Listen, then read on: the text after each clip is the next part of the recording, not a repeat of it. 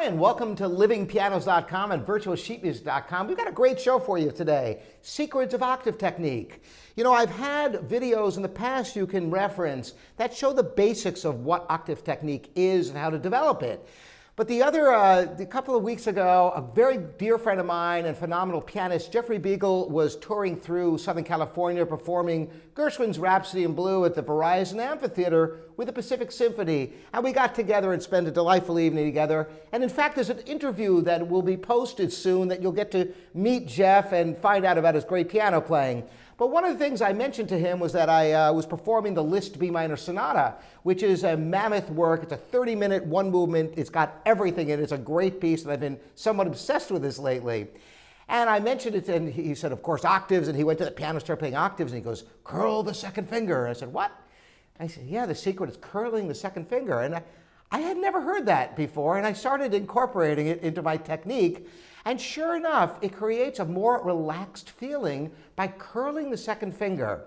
To refresh a little bit about the basic octave technique is that it comes from the wrist because the arms are not fast enough to play octaves, as I could demonstrate. Of course, when you play with the wrist, they can go much more quickly.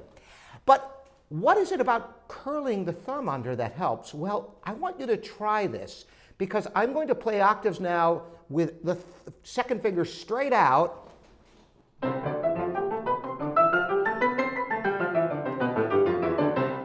Well, I'm naturally curling that second finger. I've gotten so used to doing it now.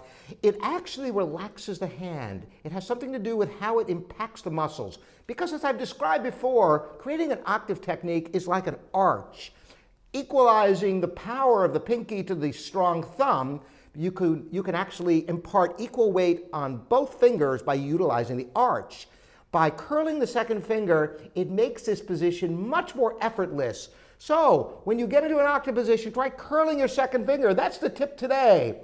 Reference the other video for the fundamentals of octave technique. And thanks so much for joining me. Robert Estrin here at livingpianos.com and virtualsheetmusic.com. And thank you, Jeff Beagle, for the octave tip for everyone. See you next time.